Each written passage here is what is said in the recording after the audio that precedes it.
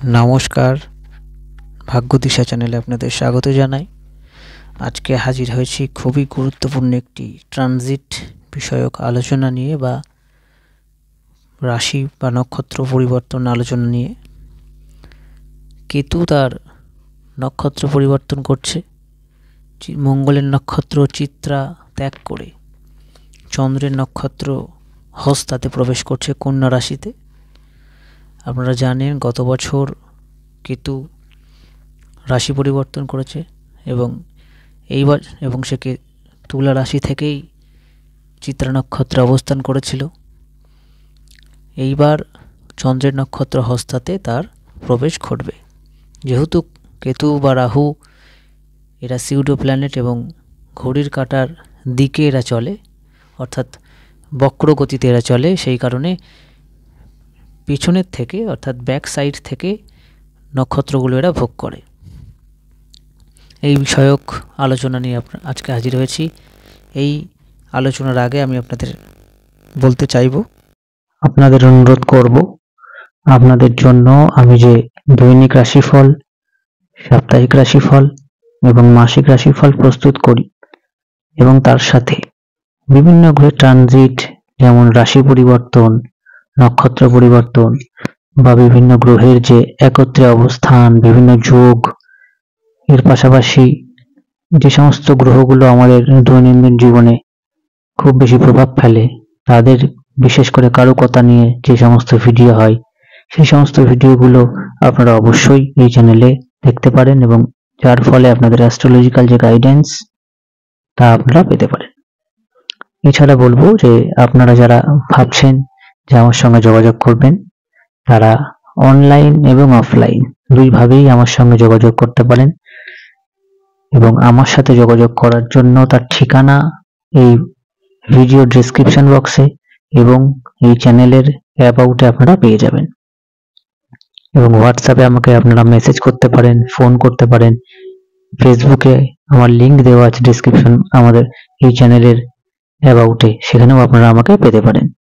আর একটি বিষয় আপনাদেরকে জানাবো যে হাতে লেখা কুষ্টি যারা যারা পেতে চাইছেন, প্রাচীন ভারতীয় বৈদিক পরম্পরা মেনে সেই হাতে লেখা কুষ্টি পাওয়ার জন্য আপনারা অবশ্যই যোগাযোগ করতে পারেন। এবং যারা অনলাইন কনসালটেন্সির কথা ভাবছেন, তারা ভিডিও কল এবং অডিও কল দুইভাবেই আমার সঙ্গে কমিউনিকেট করতে পারেন। এবং আরেকটি শেষ আপনাদের যে অনুরোধ করব যে অবশ্যই এই চ্যানেলটিকে সাবস্ক্রাইব করবেন, শেয়ার করবেন, কারণ আগামী দিনে আরো নতুন নতুন ভিডিও নিয়ে আমি আপনাদের সামনে উপস্থাপন করব এবং দৈনিক, সাপ্তাহিক এবং মাসিক এই 3 রাশিফল আপনাদের সামনে একইভাবে যেভাবে চলছে সেভাবেই চ্যানেলের মাধ্যমে আপনারা পেয়ে থাকবেন। আমরা এখন মূল আলোচনায় প্রবেশ করব।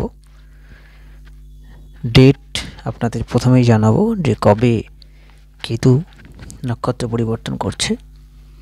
মার্চ মাসের 4 তারিখ কেতু হস্তা নক্ষত্রে প্রবেশ করছে এবং কেতু হস্তা নক্ষত্রে থাকবে নভেম্বর মাসের 11 তারিখ রাত্রে। যখনই 10 থেকে 11 তারিখ পড়বে মাঝরাতেই হস্তা নক্ষত্র নভেম্বর মাসে 2024 সালে নক্ষত্র ত্যাগ করবে কেতু। অলমোস্ট 8 মাস, কম বেশি 8 মাস সময় হস্তা নক্ষত্রে কেতুর অবস্থান। সার্বিক যে ফলাফল আপনাদের বলবো, প্রথমে হস্তা নক্ষত্র সম্পর্কে দু একটি কথা বলি। যে হস্তা চন্দ্রের নক্ষত্র, চন্দ্রের যে 3টি নক্ষত্র রয়েছে, রোহিণী, হস্তা, শ্রবণা, তার মধ্যে একটি যার এবার হস্তা নক্ষত্রের যতগুলো চন্দ্রের নক্ষত্র রয়েছে 3টির মধ্যে হস্তা নক্ষত্র প্রচণ্ড অ্যাক্টিভ এবং এর মধ্যে ফায়ারি এলিমেন্টও কিন্তু রয়েছে। চন্দ্র ইমোশন, কিন্তু এর মধ্যে সানের কিছু প্রভাবও রয়েছে। এবার হস্তা নক্ষত্রে কেতুর প্রবেশ, অর্থাৎ এখানে কেতু এবং চন্দ্রের যোগ আমরা দেখতে পাব। কেতু আমাদের সমাজে যে হিডেন, যা কিছু গুহ্য বা যা কিছু চোখে দেখা যায় না, মানসিক ভয়, এই সব কিছুকে ডিনোট করে। কেতুর মধ্যে লুকিয়ে রাখার প্রবণতা এবং চুপ থাকার প্রবণতা দেখতে পাওয়া যায়। চন্দ্র আমাদের প্রকাশ বা মাকে নির্দেশ করে। আমি আগামীতে যে ফল আপনারা পেতে পারেন সেই ফলগুলো আপনারা কারা কারা পেতে পারেন যে আমি আলোচনা করব। প্রথমে আপনাদের বলি যে কারা আগামীর আলোচনার ফলগুলো পাবেন। যাদের চন্দ্র এবং কেতু বর্তমানে দশা এবং অন্তর্দশায় রয়েছে, অর্থাৎ কেতুর মহাদশা বা চন্দ্রের অন্তর্দশা, বা উল্টোটা চন্দ্রের মহাদশা কেতুর অন্তর্দশা। এরপর যাদের জন্মকালীন কেতু এবং চন্দ্র সহ অবস্থান, সমসপ্তমে অবস্থান বা পঞ্চম, প্রথমে দুটো বলি, সহ অবস্থান এবং সমসপ্তমে অবস্থান, তারাও এই প্রভাব পাবেন। ডিগ্রিগত অবস্থান যদি খুব কাছাকাছি হয় সেক্ষেত্রে প্রভাব আপনারা অবশ্যই পাবেন। এবং চন্দ্র এবং কেতু যদি একে অপরের কোণে অবস্থান করে, অর্থাৎ পঞ্চম নবম কম্বিনেশনে, তাদের মধ্যেও কিছুটা ফল আমরা দেখতে পাবো। এবার চন্দ্র এবং প্রথমে পজিটিভ কিছু কথা বলি। চন্দ্র এবং কেতু যোগ যাদের জন্মছকে পজিটিভ রয়েছে, সাধারণত চন্দ্রকেতু যোগ মানে 0.1% হয়তো পজিটিভ থাকে বা 1% থাকে, সেটা হরোস্কোপে অন্যান্য গ্রহের অবস্থানের উপর ডিপেন্ড করে। তবে পজিটিভটা বলা উচিত, সেটা যতটা কম পার্সেন্টেজ মানুষই থাকুক না কেন। আমাদের মধ্যে এমন কিছু মানসিক ক্ষমতা তৈরি হয় যা আমরা ধারণ করতে পারি বা হিডেন লুকিয়ে রাখতে পারি। কিছু কিছু মানুষ আছে যারা অত্যন্ত স্ট্রং এই বিষয়ে, যে যাই শুনুক সেটা স্প্রেড হতে দেয় না। এই যে একটা ক্ষমতা, এটা কিন্তু এই যোগের শুভ প্রভাবের মধ্যে পড়ে। এছাড়া মানুষকে সাইলেন্টলি জাজ করা এবং বুঝতে পারা, এই যে ক্যাপাসিটি, এটাও চন্দ্র কেতু যোগের শুভ পজিটিভ প্রভাব। এছাড়া টাকাকে খুব যত্নে সেভিং করে রাখা, অর্থাৎ লুকিয়ে রাখা, বা বিভিন্নভাবে এমনভাবে রাখা যে ভবিষ্যতে আপনাকে কেউ প্রেডিক্ট করতে পারলো না যে আপনার কাছে টাকা আছে, কিন্তু আপনার কাছে রয়েছে। এই যে একটা হিডেন লুকিয়ে রাখার যে ক্ষমতা বা ক্যাপাসিটি, এটাও এই যোগের একটা পজিটিভ সাইন। অর্থাৎ আমি যে যোগের কথাগুলো বললাম একটু আগে, যাদের দশা অন্তর্দশায় ম্যাচ করছে বা সহ অবস্থান বা পঞ্চম নবম ট্রাইংয়ে রয়েছে, তাদের পজিটিভ যদি এই যোগ থাকে এবং দশা অন্তর্দশা যদি ভালো থাকে, এটা একটা খুব বড় ব্যাপার। আপনি যে গ্রহের দশাতেই থাকুন, সেক্ষেত্রে আপনাদের এই পজিটিভগুলো কিন্তু দেখতে পাবেন। এছাড়া নেগেটিভ দিকে যদি আমি বলি, চন্দ্র এবং কেতু যোগের নেগেটিভিটি প্রচুর, এবং জ্যোতিষশাস্ত্রে এই চন্দ্রকেতু যোগ মানুষের যে নার্ভাসনেস বা নার্ভাস সিস্টেমকে একদম ড্যামেজ করে ফেলা, সিদ্ধান্ত না নিতে পারা, মানুষের মধ্যে প্যানিক বা নিজে প্যানিক হওয়া এবং অন্যকে প্যানিক করা, এবং অকারণে ভুলভাল ভেবে যাওয়া, এবং মানসিকভাবে রোগী হয়ে ওঠা, এই সব কিছুই চন্দ্ররাহু যোগের মধ্যে পড়ে, চন্দ্ররাহু নেগেটিভ যোগের মধ্যে পড়ে।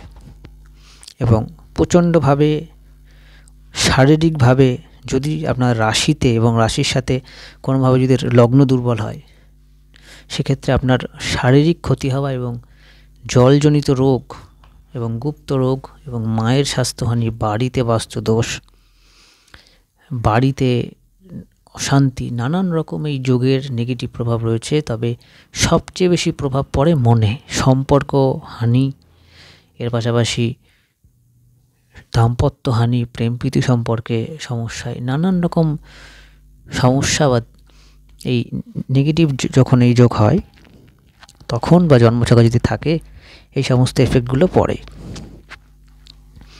এবার চন্দ্রকেতু যে যোগ, এই যোগে যে ফল হবে আগামীতে, দেখবেন যারা লোন নেন,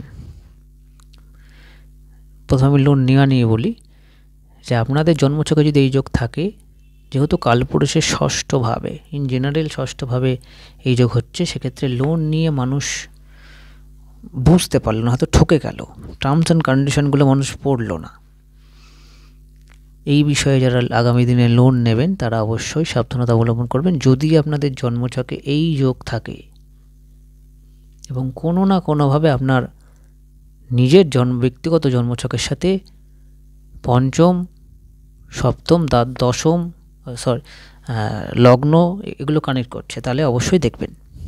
আরেকটি বিষয়, যারা লোন দেন, হয়তো মানে লোন নেওয়া এবং দেওয়া দুটোই ক্ষেত্রেই নানা রকম সমস্যা সৃষ্টি হতে পারে, বা অর্থ আপনি কাউকে দিচ্ছেন, আপনার বন্ধুস্থানীয় হোক বা পরিবারের মধ্যে, সেক্ষেত্রেও কিন্তু আপনার টাকা রিকভারি হতে বা সেটা কেন্দ্রিক আপনাদের সম্পর্কে হানি, এগুলো কিন্তু যোগ রয়েছে। যারা এগুলো করবেন এই সময়ের মধ্যে, যে সময় আমি প্রথমে বলেছি, অর্থাৎ মার্চ মাসের 4 তারিখ থেকে 11 তারিখ নভেম্বর মাসে 2024 সালে।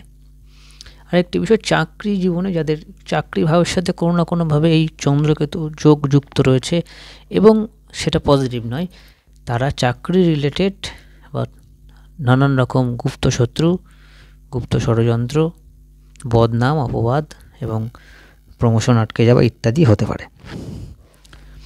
এছাড়া স্বাস্থ্যক্ষেত্রে কিন্তু রোগ না ধরা পড়া, যাদের ষষ্ঠ ভাবের সাথে এই যোগ রয়েছে বা লগ্ন ভাবের সাথে এই যোগ রয়েছে, তাদের রোগ না ধরা পড়া বা দীর্ঘদিন আপনি ওষুধ খাচ্ছেন, মানে কোনোভাবেই রোগ ধরতে পারছেন, এইগুলো কিন্তু হতে পারে। এই দিকটা আপনাদের অবশ্যই নজর রাখতে হবে।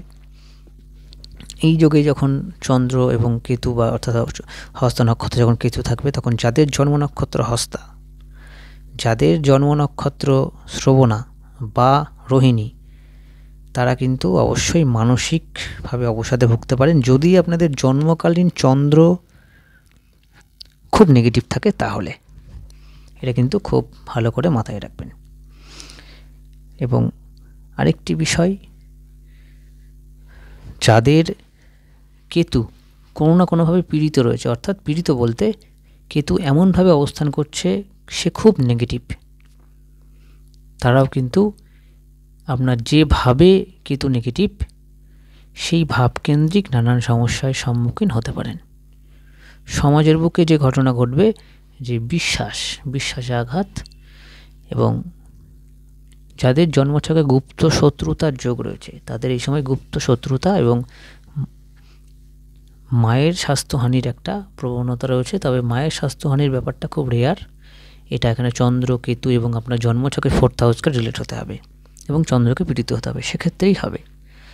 সে তো আমি রাশি এবং লগ্ন ভিত্তিক আলোচনা করব না, কারণ যেহেতু আমি রাশিফল দিই দৈনিক, সাপ্তাহিক এবং মাসিক, আপনারা জানেন, সেই কারণে এখানে আলোচনা করার প্রয়োজন নেই যে কোন রাশি লগ্নের কী হবে। তবে কন্যা রাশি লগ্নের কিন্তু অবভিয়াসলি বা মীন রাশি লগ্নের অবভিয়াসলি মানসিক সমস্যার সম্ভাবনা রয়েছে যদি চন্দ্র পীড়িত থাকে।